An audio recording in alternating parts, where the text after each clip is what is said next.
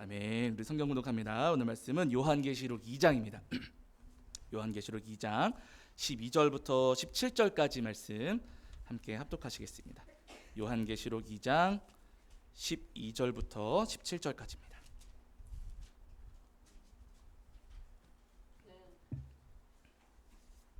네, 요한계시록 2장 12절부터 17절까지 말씀. 자, 신약 성경 제가 가진 성경으로는 400페이지 정도 있습니다. 요한계시록 2장 12절부터 17절까지입니다. 자, 신약 성경 400페이지 정도의 요한계시록 2장 12절부터 17절까지 말씀. 자, 우리 찾으신 줄 알고 한 목소리로 함께 합독하겠습니다. 함께 합니다. 버가모 교회의 사자에게 편지하라. 좌우에 날선 검을 가지신 이가 이르시되 내가 어디에 사는지를 내가 아노니 거기는 사탄의 권좌가 있는 데라. 내가 내 이름을 굳게 잡아서 내 충성된 증인 안디바가 너희 가운데 곧 사탄이 사는 곳에서 죽임을 당할 때에도 나를 믿는 믿음을 저버리지 아니하였도다. 그러나 내게 두어 가지 책망할 것이 있나니 거기 내게 발람의 교훈을 지키는 자들이 있도다. 발람이 발락을 가르쳐 이스라엘 자손 앞에 걸림돌을 놓아 우상의 제물을 먹게 하였고 또 행음하게 하였느니라. 이와 같이 내게도 니골라당의 교훈을 지키는 자들이 있도다. 그러므로 회개하라. 그리하지 아니하면 내가 내게 속히 가서 내 입의 검으로 그들과 싸우리라. 귀 있는 자는 성령이 교회들에게 하시는 말씀을 들을지어다. 이기는 그에게는 내가 감추었던 만나를 주고 또 흰 돌을 줄 터인데 그 돌 위에 새 이름을 기록한 것이 있나니 받는 자밖에는 그 이름을 알 사람이 없느니라. 아멘. 우리 자리에 앉으시겠습니다. 네, 여러분 한 주간 평안하셨지요? 오늘도 하나님 앞에 나와 예배하는 저와 여러분 위에 우리 주님께서 주시는 은혜와 사랑이 가득하기를 간절히 소원합니다. 지난주에는 저희가 요한계시록 2장 8절부터 11절까지 말씀을 통해서 우리에게 주시는 은혜를 함께 나누었는데요.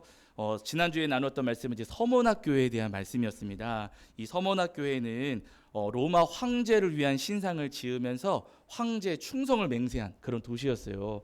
황제의 충성을 맹세하니까 황제가 굉장히 기분이 좋아가지고 이 도시에다가 많은 지원을 또 많은 도움을 주었습니다. 그래서 황제에게 충성하는 덕분에 부자가 된 도시가 바로 이 서모나 교회였어요. 근데 그 도시에 사셨던 우리 믿음의 선배님들, 초대교회 선배님들은요, 그렇게 부유한 도시에 살면서도 가난하게 사셨습니다. 왜냐하면 황제한테 충성하지 않았기 때문에, 예수님을 믿었기 때문에 우리 믿음의 선배님들은 가난하고 궁핍한 삶을 살 수밖에 없었다는 거예요. 문제는 다 같이 가난하면은 가난이 그렇게 무겁지 않은데 나만 가난하면, 다 부유함 속에서 나만 가난하면은요, 그 가난의 무게가 더 무겁습니다. 서머나교회 성도님들이 느꼈던 그 가난의 무게가, 견뎌야 했던 가난의 무게가 굉장히 무거웠어요. 그 무거운 가난을 짊어지고 살아가다 보니까 서머나교회 성도님들 마음에도 이제 흔들리는 부분들이 있었지요. 우리도 저들처럼 해야 되는 것인가, 우리도 황제한테 충성만 맹세하면 잘 살 수 있을 텐데 하는 그런 마음들이 찾아왔습니다. 그런 그들에게 예수님께서 말씀하신 것이 내가 죽도록 어떻게 하라고요? 충성하라 말씀하시는 거예요. 굶주리는 것 때문에, 삶의 어려움 때문에, 그래서 그런 그 가난 때문에 삶이 많이 힘들고 어려울 수 있으나 그럼에도 불구하고 끝까지 예수님께 충성해야 된다. 황제에게 충성하지 말고 예수님을 끝까지 붙잡아라라고 말씀하셨습니다. 그렇게 예수님을 붙잡으면 예수님께서 그들에게 생명의 관을 씌워주시고 둘째 사망의 해를 받지 않게 하시겠다 말씀하셨어요. 둘째 사망의 해는요, 여러분, 구원하시겠다는 거예요. 우리 몸이 죽는 게 첫째 사망이고 예수님 재림하실 때 이제 이제 불지옥에 던져지느냐 아니면 새 하늘 새 땅 새 예루살렘에 들어가느냐 나눠지거든요. 그때 있는 것이 여러분 둘째 사망, 둘째 부활 이렇게 부르거든요. 그 사망, 영원한 심판을 받지 않게 하신다. 예수님께 충성하면 마지막까지 타협하지 않으면은요, 영원한 삶을 주시겠다 주님께서 분명히 약속하셨습니다. 여러분, 오늘 우리도 마찬가지입니다. 이 땅을 살아가면서 우리도 믿음 때문에 손해를 보고 믿음 때문에 어려움 겪을 때가 분명히 있거든요. 믿음 때문에 실제 우리 삶에서 정말로 물질적인 손해를 보는 경우도 굉장히 많이 있습니다. 여러분, 그럴 때마다 우리 세상과 타협하지 아니하고 우리에게 주실 저 영원한 삶을 소망하시면서 끝까지 예수님께 충성하시는 저와 여러분이 되기를 주의 이름으로 간절히 축원합니다. 자, 이제 오늘은 그 뒤에 이어지는 요한계시록 2장 12절부터 17절까지 말씀을 통해서 우리에게 주신 은혜를 나누려고 하는데요. 오늘 말씀은 버가모 교회에 주신 말씀입니다. 이 버가모라고 하는 도시는 서머나에서 북쪽으로 한 100km 정도 올라가면, 북쪽으로 쭉 올라가면 이 도시 버가모 도시를 저희가 만날 수가 있는데요. 이 버가모라고 하는 도시는 지형이 조금 특이했어요. 다른 지역보다도 이 도시가 조금 이렇게 좀 지대가 높았습니다. 높은 지대에 있었던 도시가 이 버가모라고 하는 도시였어요. 지대가 높다 보니까 군사적으로 또 전략적으로 굉장히 유리한 측면이 있었지요. 그러면서 이 도시가 왜 그랬는지 모르겠어요. 근데 제 생각에는 아마 다른 데보다도 조금 솟아 있으니까 하늘에 더 가깝잖아요. 그러다 보니까 그랬을 것 같은데, 이 사람들이, 이 버가모라고 하는 도시 사람들이요, 이 도시에다가 우상 신전을 많이 지었습니다. 제우스 많이 들어보셨죠? 제우스 신전, 아테네 신전, 디오니소스 신전, 그리고 아스클레피오스. 이 아스클레피오스는 뭐 자기들은 치유의 신이다 이렇게 여겼던 우상이거든요. 이런 신전들, 이거 외에도 여러분 여러 온갖 우상의 신전들을 이 사람들이 이 도시에다가 많이 지었습니다. 그리고 여기에다가 황제를 위한 신상도 당연히 지었어요. 황제를 위한 신상, 황제를 위한 신전도 지었죠. 그래서 여러분 이 버가모라고 하는 도시에는요, 온갖 우상 신전이 있었고, 그리고 이 도시에는 황제의 신상도 놓여져 있는 아주 우상 숭배의 중심지였고, 한마디로 이야기하면은요, 우상 백화점이었어요. 가보면은 여러 가지 우상들을 다 볼 수 있는 곳이었습니다. 그래서 예수님께서 이 도시를 가리켜 말씀하실 때 오늘 본문 요한계시록 2장 13절에서 이 도시를 가리켜 사탄의 권좌가 있는 데라 이렇게 말씀하시잖아요. 이 2장 13절에 사탄의 권좌가 있다라고 하시는데, 그렇게 말씀하시는 이유가 여러분 여기 있는 겁니다. 어마어마하게 많은 우상들, 우상 신전들이 있는 거예요. 그러면 여러분 이렇게 우상 신전이 가득하고 우상이 곳곳에 세워져 있는 그런 도시에 산다면 재밌으실까요? 무서우실까요? 우리 성도님들이시라면 무섭지요. 네, 제가 옛날에 제가 고등학교 때였는지 중학교였는지 잘 기억은 안 나요. 근데 수학여행 다니잖아요. 가을쯤, 뭐 봄이나 가을쯤에 수학여행 가면, 그때는 수학여행 가면은요, 뭐 경주 무슨 절 찾아다녀요. 지금 생각해 보면 이해가 안 가는데, 뭐 그게 뭐 역사하고 관련돼, 우리나라 역사하고 관련돼서 그렇겠지만 그런 절간들을 찾아다닙니다. 근데 그 전까지 저는 모태신앙으로 절을 들어가 본 적이 전 거의 제 기억에 없었어요. 근데 이제 수학여행 가면서 그 절간을 들어가게 돼요.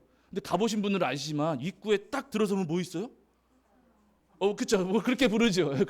눈 이렇게 막 이렇게 부리부리 떠가지고 옆에서 무슨 뭐 잘 기억도 안 나지만 제가 거기 이렇게 입구 들어가면서 제가 처음 받았던 느낌이 뭐냐면 무서워. 저 그랬어요. 무서워. 왜 이런 데를 왜 다니지? 이 사람들은 저기 가면 뭐가 있길래 뭐 입구부터 이렇게 무섭게 하는데 이런 데를 왜 다니지? 제가 그런 생각이 들었거든요.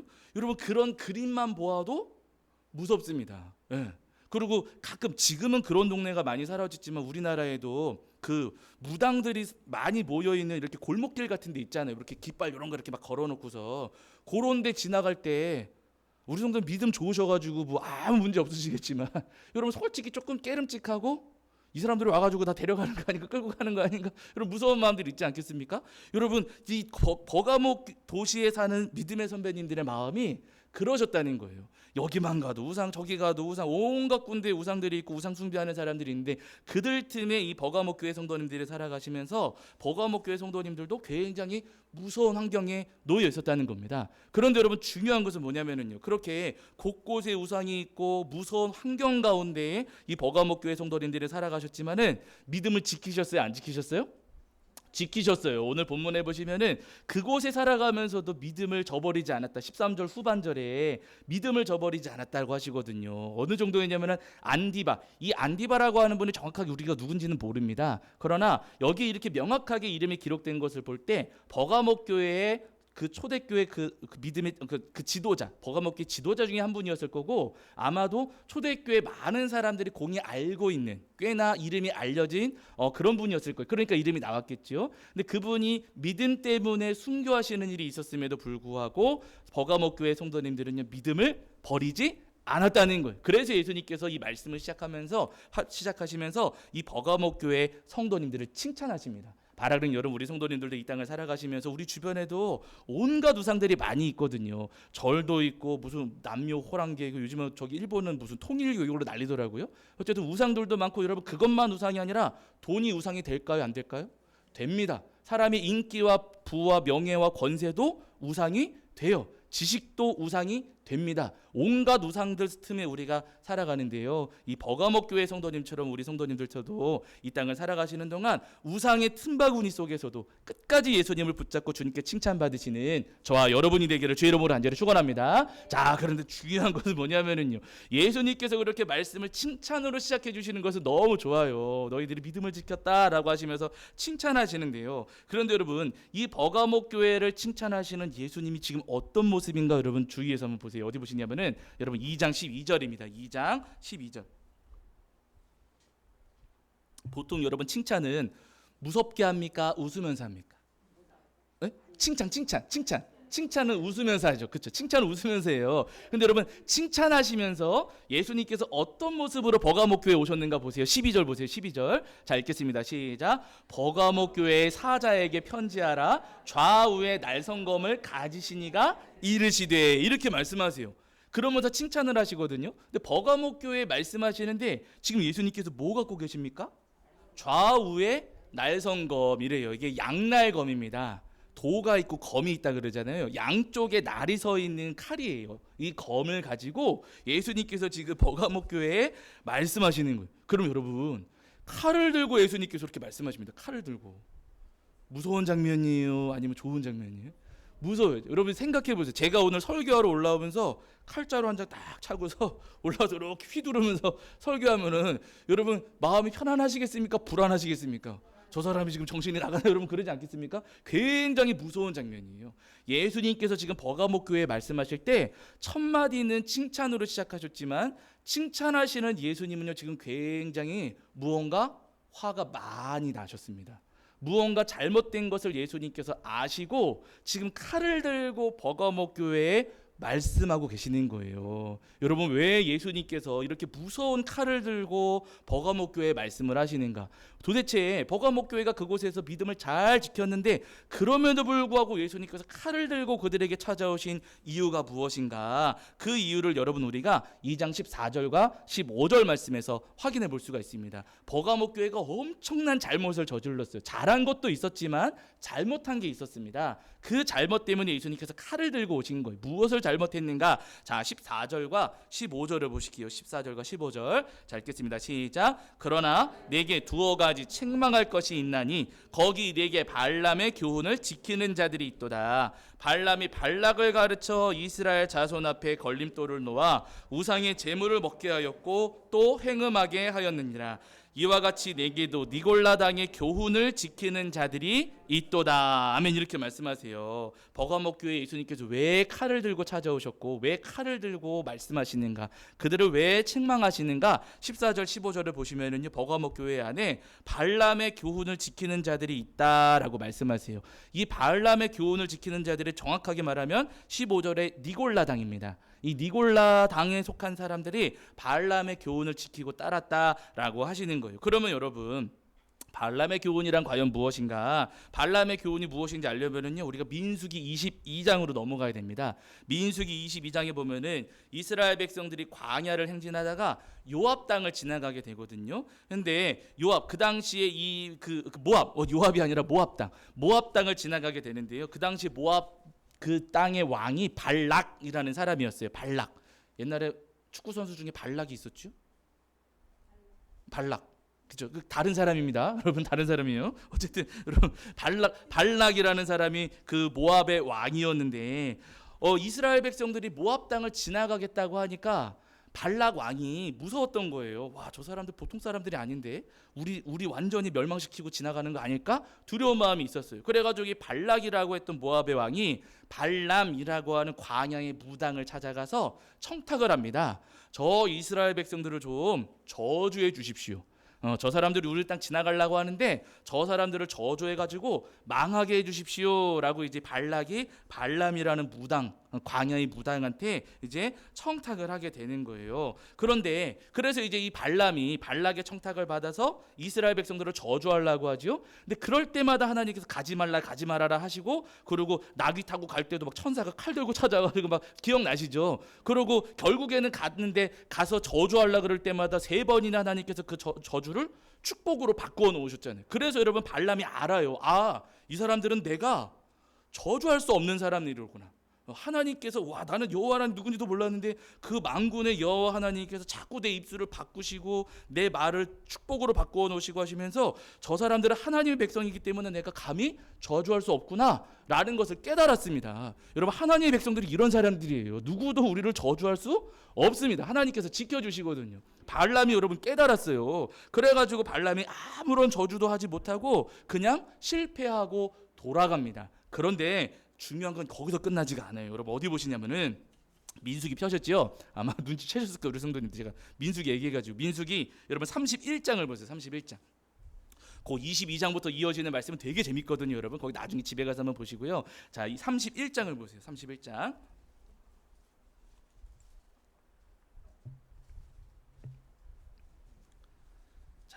민수기 31장 16절입니다. 구약성경 248페이지 정도 있거든요.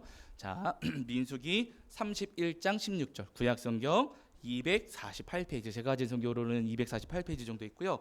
민수기 31장 16절입니다. 민수기 31장 16절. 자, 민수기 31장 16절. 자, 우리 찾으신 줄 알고 한 목소리로 읽겠습니다. 함께합니다. 시작. 보라, 이들이 발람의 꾀를 따라 이스라엘 자손을 부올의 사건에서 여호와 앞에 범죄하게 하여 여호와의 회중 가운데 연병이 일어나게 하였느니라. 이렇게 말씀하세요. 지금 발람이 여러분 실패하고 돌아갔어요. 하나님께서 그 저주를 축복으로 바꾸시면서 저주하지 못하게 딱 망가셨습니다. 그래서 발람은요 완전히 실패하고 돌아갔어요. 근데 실패하고 돌아간 이 발람이 한 가지 꾀를 냈어요. 아, 발람이 안 건 그거예요. 아, 저들을 내가 저주할 수는 없구나. 내가 저 하나님의 백성들을 내 입으로 내 힘과 내 능력으로 저주할 수는 없구나. 그런데 그러면은 내가 저주할 게 아니라 저들이 스스로 저주를 받게 만들면 되겠구나. 꾀를 낸 거예요. 자기의 힘과 능력으로는 저주할 수 없지만 저 사람들이 스스로 저주받을 행동을 만들게 하면 되겠구나 라고 생각을 한 겁니다. 그래가지고 이런 발람이 꾀를 냈어요. 그 꾀를 발락한테 전한 겁니다. 우리는 못해요. 그런데 저 사람들을 죄짓게 만들면 저들이 하나님의 진노를 받게 될 겁니다. 그러니까 저 사람들 죄짓게 만드세요 한 거죠. 그래서 여러분, 이 발락과 발람이 어떤 일을 저지르냐면요, 이스라엘 백성들을 초대하는 거예요. 그 전까지는 막고 저주하려고 했는데 그게 아니고 방법을 싹 바꿔가지고 초대하는 거. 어디로 초대하면은 바알 우상 숭배하는 자리로 초대합니다. 여러분, 여기 광야 행진하면서 여러분 힘드셨지요? 여기 지금 딱 우리 절기가 돼가지고 바알 우상 숭배하는, 바알한테 우상 숭배하는 그 날이 있는데 여러분 와서 한번 구경 한번 하세요. 우리 잔치상 차려놓고 맛있는 음식 먹고 하니까 그냥 우상 숭배하라는 이야기가 아니라 와가지고 음식 같이 드시면서 우리 대화 좀 나누시지요 하고 불렀어요. 우리 성도님들이라면 40년 광야 생활하면서 맨날 만나고 메추라기만 드셨어요. 맨날 똑같은 거 드셨습니다. 그런데 바알 숭배하는 자리에 가면 닭고기도 있고 돼지고기는 그분들 안 드셨겠지만 소고기도 있고 뭐 양고기도 있고 뭐 다 있어요. 예. 맛있는 거 많고 거기다가 막 뭐 음료수도 맛있는 거 먹고 포도주도 마시고 막 가시겠어요? 안 가시겠어요? 예? 가시겠어요? 안 가시겠어요? 저는 갈 것 같아요. 맨날 먹다가 내가 거기 가서 뭐 우상 숭배하겠다는 얘기도 아니고, 잔치 자리에 잔치 열려서 초대하는데 아예 거길 안 가면 어떻게 합니까? 여러분, 그러면서 은근히 여러분 가지 않겠습니까? 맨날 똑같은 거 먹다가 새로운 거 먹을 수 있다 그러니까 궁금해서라도 구경을 차원에서도 가지 않겠습니까?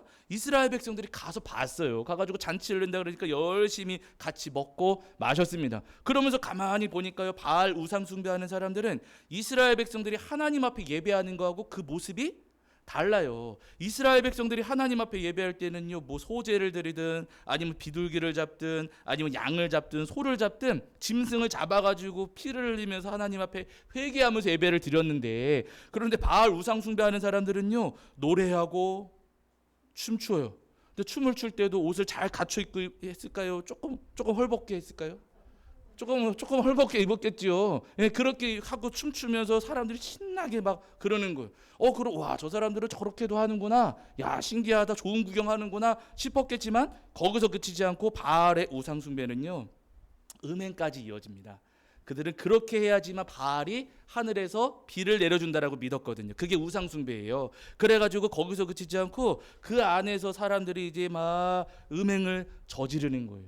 그 모습을 본 이스라엘 백성들이 여러분 어머나 하면서 이렇게 했을까요? 어머나 하면서 이렇게 봤을까요? 예? 어머나 했을까요? 어머나 했을까요? 이렇게 했겠죠, 여러분. 어머나 이게 무슨 일이에요, 여러분? 그러지 않았겠습니까? 이스라엘 백성들이 그랬던 거예요. 예. 지금 여러분 발람의 꾀가 그겁니다. 발람의 꾀가 이스라엘 백성들을 저주할 수 없으니까 저들이 스스로 하나님의 저주를 받게 만드는 것인데, 그 방법이 다른 게 아니고요, 우상 숭배하는 자리에 초대해서 이스라엘 백성들이 스스로 우상 숭배에 빠지게 하고 죄짓게 하는 일들을 저질렀던 거예요. 네. 어마어마한 잘못입니다. 결국 여러분 이스라엘 백성들이 이때 이 우상 숭배에 가담해가지고 신나게 먹고 마시고 그 음행에 이 이스라엘 백성들이 그 민수기에서 그 음행하는 자리에 여러분 가담을 하거든요. 하나님께서 이 모습 보시고 야, 잘한다 그러셨을까요? 진노하셨을까요? 진노하셨습니다. 그래서 여러분 조금 앞으로 가보세요. 25장 민수기 25장 9절을 보세요. 25장 9절.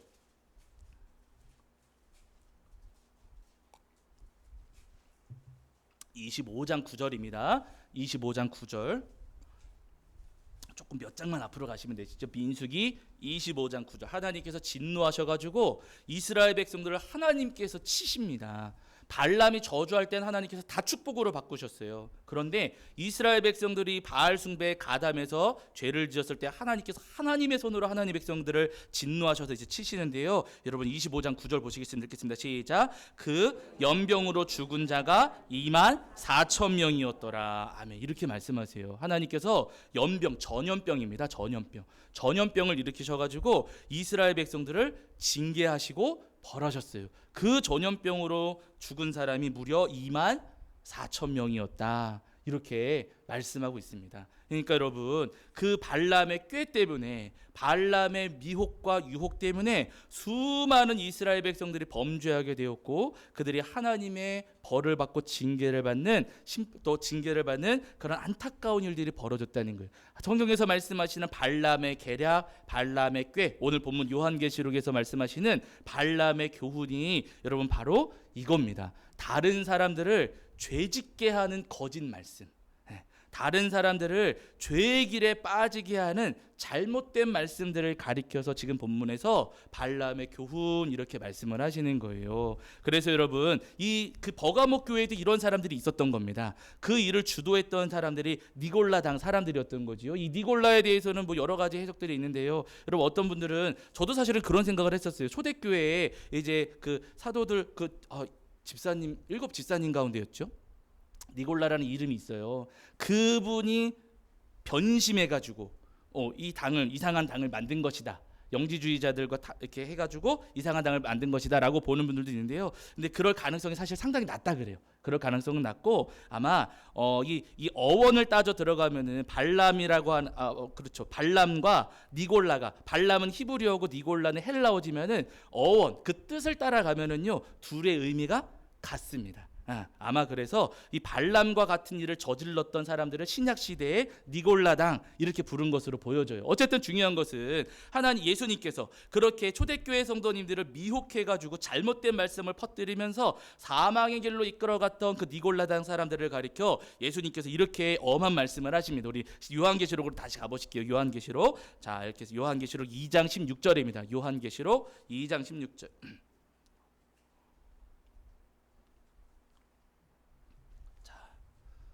지금 초대교회 성도님들을 죄의 길로, 죄짓게 만드는 길로 이끌었던 그 잘못된 말씀을 전했던 니골라당 사람들에게 말씀하시는 겁니다. 요한계시록 2장 16절. 자 읽겠습니다. 시작. 그러므로 회개하라. 그리하지 아니하면 내가 네게 속히 가서 내 입의 검으로 그들과 싸우리라. 아멘. 예수님 이렇게 말씀하세요. 그 니골라당 사람들하고 어떻게 하신다고요?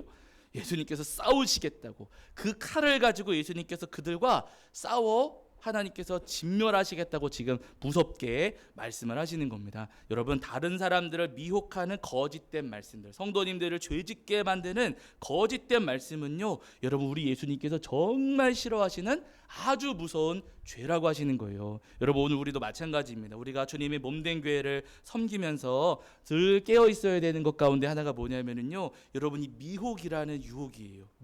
미혹에 빠지는 것을 여러분 우리가 경계하면서 싸워야 됩니다. 사실은 눈앞에 다가오는, 내 몸을 공격하는 눈앞에 다가오는 현실의 문제들은요, 우리가 보이기 때문에 싸울 수가 있어요. 그런데 메시지, 우리의 영혼으로 찾아오는 말씀을 통해서 들어오는 잘못된 것들은 분별하기가 굉장히 어렵습니다.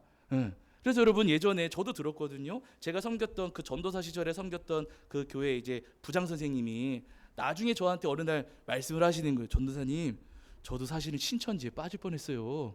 저한테 그러세요. 아니, 권사님 무슨 말씀이세요? 그랬더니 뭐라고 하시냐면은, 같은 아파트 같은 그 라인에 아래층에 사시는 분이 계신데 어느 날 성경 공부 재밌는 게 있다고, 우리 집에 가서 성경 공부하자. 그러니까 권사님도 성경에 관심 많으시고 믿음이 좋으신 분이니까 뭔가 궁금해가지고 가가지고 그분이 해주는 성경 공부 같이 들은 거죠. 들어봤더니 재밌었을까요? 안 재밌었을까요? 재밌었대요. 솔깃하더래요. 이게 무슨 이런 재밌는 게 다 있나 싶어가지고 뭐 여기 막 찾아가면서 요거하고 막 짝짓기 하면서 여러분 막 너무너무 재밌더라는 겁니다. 그래서 그거를 한 3개월 동안인가 하셨대요. 3개월 동안 하면서 모르셨대요. 너무너무 재밌게 아주 흥미진진하게 그걸 배우셨다는 겁니다. 근데 어느 정도 지나가니까 뭔가 조금 찜찜한 부분이 남으시더래요. 뭔가 조금 찜찜하고 뭔가 조금 이상해가지고, 그래가지고 조금만 하다가 더 이상하지 않고 딱 끊었는데, 나중에 알고 보니까 그분이 신천지였더라라고 하시면서 저한테 말씀을 하시는 거예요. 여러분, 이단들이 우리 성도님들을 미혹할 때 여러분 이상하게 올까요? 솔깃하게 올까요? 솔깃하게 옵니다. 나 이단이에요. 여러분 그렇게 하지 않아요. 여러분, 이단들이 여러분 우리 성도님들을 미혹하고 우리 성도님들한테 거짓 메시지를 전할 때요, 여러분 그럴듯하게 해요. 사기꾼들이 사기칠 때 나 사기꾼이에요 안 그러잖아요. 아닌 척하고 여러분 오지 않습니까? 마찬가지, 우리 영혼을 여러분 사망의 길로 이끌어가려고 하는 그 거짓 메시지는요, 여러분 그럴듯하게 찾아옵니다. 그래서 여러분 우리가 깨어가지고 분별해야 되고, 깨어서 거짓 메시지, 거짓 말씀들과 우리가 싸워야만 하는 거예요. 근데 여러분, 이런 거짓 메시지가 꼭 이단에게만 있는 것은 아닙니다. 이게 무서운 거예요. 요즘에 우리 성도님들 유튜브 영상 많이 보실 텐데요, 유튜브 영상들 보시면은 저는 사실은 목사님들 설교를 제가 보질 않아요. 우리 교회 거 올려놓고, 우리 교회 설교 올려놓고 제가 볼까요, 안 볼까요? 안 보여. 저는 그냥 좋아요만 누르고 전 나와요. 좋아요 아무도 안 눌러줘가지고 제가 누르고 저 혼자 누르고 좋아요만 누르고 저는 그냥 딱 꺼버리거든요. 여러분, 유튜브 영상에 설교 영상 많이 있지만은요, 저는 두려워요.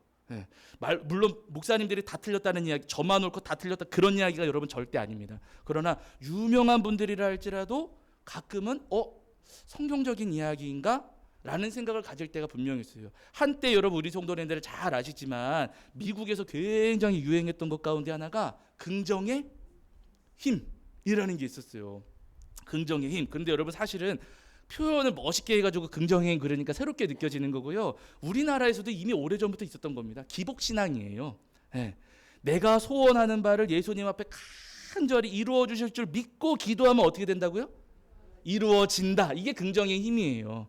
내가 원하는 바가 있으면 그거 딱 예수님께 맡기고 여러분 끝까지 기도하십시오. 그러면 예수님께서 반드시 이루어 주십니다. 여러분 그거예요. 그거 우리나라 옛날에도 있었잖아요. 물론 지금도 이제 그렇게 하는 분들이 계시지만은요, 여러분 그게 긍정의 힘의 아주 중요한 부분 가운데 하나거든요. 그러나 여러분 잘 아시잖아요. 그 믿음이 옳은 믿음입니까? 잘못된 믿음입니까?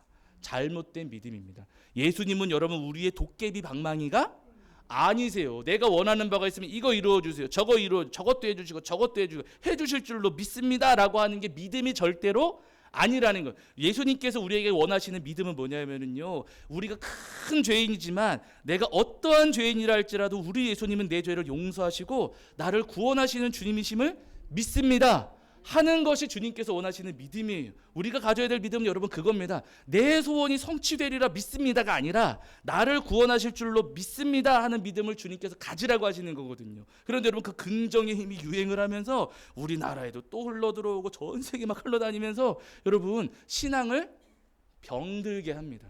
예, 병들게 해요. 그거를 따라다니면서 그냥 소원 성취하려고 예수님 앞에 엎드려 기도하는 분들이 너무나도 많이 있어요. 그런 메시지들이 지금도 여러분 선포되고 있고, 그런 메시지들이 유튜브 들어가면은요 어마어마하게 많이 있습니다. 제가 바라옵는 것은 우리 성도님들이 그런 메시지들을 들으실 때마다 분별할 수 있는 귀를 가지실 수 있기를 주 여러분으로 간절히 축원합니다. 그러면서 여러분, 때때로 여러분 그럴 때가 있고, 내가 감동받았으니까 요거 링크 보내줘야 돼요, 안 보내줘야 돼요? 내가 감동받았으니까 링크 보내주고 이거 들어봐, 이거 한번 들어가봐. 우리 교회 건 안 해도 딴 교회 건 해봐. 여러분 우리 교회 건 링크 안 보내주셔도 되세요.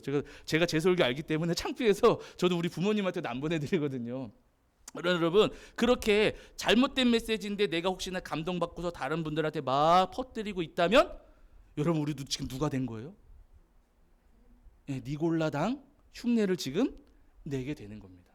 우리는 별거 아니라고 그러고 내 잘못 아니라고 여러분 할지 모르지만은요, 여러분 우리가 어쩌면은 니골라당 흉내를 내면서 다른 분들에게 잘못된 말씀을 흘려보내고 있을 수도 있다는 거예요. 여러분, 그것은 어마어마하게 잘못된 행동입니다. 바라긴 우리 성도님들이 믿음을 지키며 이 땅에 살아가실 때마다 여러분 바른 복음을 붙잡으시고 바른 말씀을 전하시고 바른 길을 이웃분들에게 전하실 수 있는 저와 여러분이 되기를 주의 이름으로 간절히 축원합니다. 우리 성도님들이 그렇게 바른 복음을 전하시고 바른 말씀을 전하시면은요, 오늘 본문에 약속하시기를 감추었던 만나도 주신다 그러시고 새 이름이 적힌 흰 돌도 주시겠다 약속을 하세요. 구원해 주시겠다는 말씀입니다. 근데 거기서 그치지 않고 여러분 다니엘 보시면은 이런 말씀이 있어요. 한번 찾아보실까요? 여러분 다니엘, 자 12장입니다. 다니엘 12장. 다니엘 12장 3절입니다. 구약성경 1256페이지입니다. 다니엘 12장 3절, 구약성경 1256페이지에 있습니다. 구약성경에 보셔야 되시고요. 다니엘 12장 3절입니다. 다니엘 12장 3절. 자, 다니엘 12장 3절. 제가 가진 성경으로는 구약성경 1256페이지 정도 있습니다. 구약성경 1256페이지 정도에 다니엘 12장 3절입니다. 12장 3절. 네, 다니엘 12장 3절입니다. 네, 자, 우리 찾으신 줄 알고 한 목소리로 읽겠습니다. 함께합니다. 시작. 지혜 있는 자는 궁창의 빛과 같이 빛날 것이요, 많은 사람을 옳은 대로 돌아오게 한 자는 별과 같이 영원토록 빛나리라. 아멘. 이렇게 말씀하세요. 바라기는 여러분, 하나님께서 말씀하시는 이 별과 같이 영원토록 빛나리라 하시는 이 축복이 우리 성도님들께도 임하기를 주의 이름으로 간절히 축원합니다. 우리 성도님들이 이웃분들에게 또 여러 성도님들에게 하나님께서 주시는 바른 말씀, 바른 복음, 예수님의 옳은 십자가의 복음을 흘려보내고 전하시기만 한다면은요, 우리 주님, 우리 성도님들을 누구보다도 빛나게 하신다, 영원토록 빛나게 하시고 주님께서 반드시 구원하신다 분명히 약속을 하십니다. 우리 성도님들이 세례 요한을 기억하시잖아요. 세례 요한은 제사장 사가랴와 아론의 후손이었던 엘리사벳 사이에서 태어난 구약의 마지막 예언자였습니다. 세례 요한이 태어날 때도 하나님께서 천사를 보내셔가지고 세례 요한의 탄생을 예고해 주셨어요. 그래서 세례 요한은 예수님께서 탄생하시기 몇 달 전에 세례 요한이 먼저 태어났습니다. 출생의 배경으로만 본다면, 세례 요한하고 예수님하고 비교했을 때 출생의 배경만 본다면 누가 더 좋을까요? 세례 요한이 낫습니다. 예수님은 아주 평범한 집안에서 태어나셨고요. 이 세례 요한은 제사장 가문의 후손으로 태어났기 때문에 출생의 배경 그것만 본다면은 세례 요한의 배경이 더 좋다고 말할 수도 있어요. 근데 세례 요한도 여러분 사명을 받아가지고 이제 말씀을 전하지 않습니까? 예수님보다 앞서서 하나님의 말씀을 전하는데요. 마태복음 복음서 말씀, 이제 사복음서 말씀, 여러분 그 전반부에 세례 요한을 통해서 전해지는 말씀들을 보시면은 여러분 세례 요한이 말씀을 전할 때 믿는 대로 이루어집니다라고 했을까요? 회개하라 천국이 가까이 왔으리라 했을까요?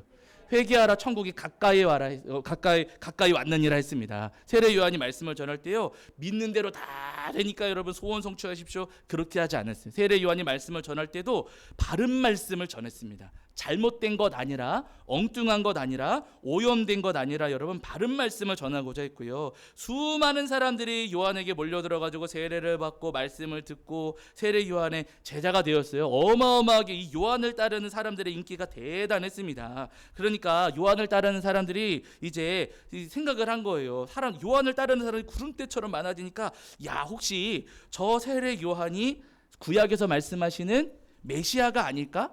세례 요한이 메시아가 아닐까라고 생각들을 했어요. 그리고 제사장들이 사람을 보내가지고 요한한테 묻기도 했습니다. 당신 도대체 누굽니까? 아니, 사람들이 이렇게 많이 따라다니는데 당신 혹시 누굽니까? 당신 누굽니까? 그러니까 제사장들도 혹시 요한이 메시아 아닐까라는 생각을 조금은 한 거예요. 그래가지고 요한에게 당신 누굽니까? 라고 물었습니다. 그때 여러분 세례 요한이 그 질문에 뭐라고 대답하냐면요, 여러분 때가 되면 아십니다 라고 했을까요? 아니에요.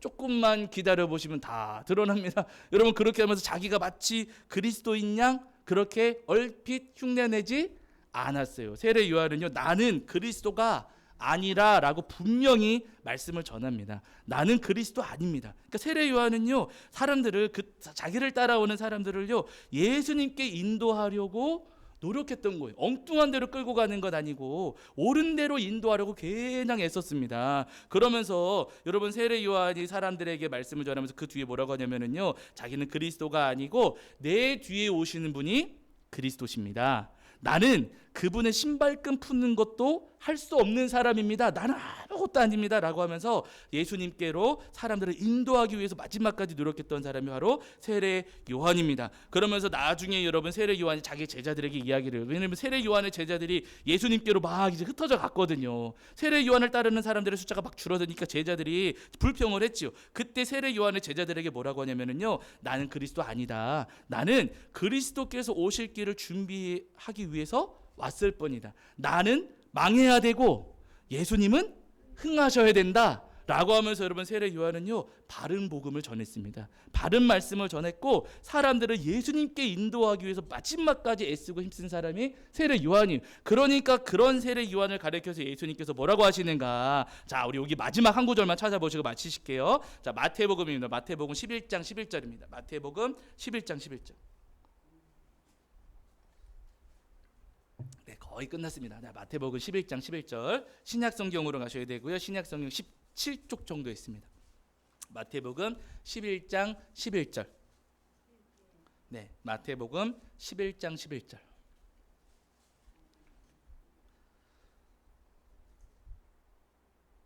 자, 마태복음 11장 11절. 자, 우리 찾으신 줄 알고 함께 읽겠습니다. 함께 합니다. 시작. 내가 진실로 너희에게 말하노니 여자가 낳은 자 중에 세례 요한보다 큰 이가 일어남이 없도다. 그러나 천국에서는 지극히 작은 자라도 그보다 크니라. 아멘. 이렇게 말씀하시죠. 예수님께서 세례 요한을 책망하셨습니까? 칭찬하셨습니까?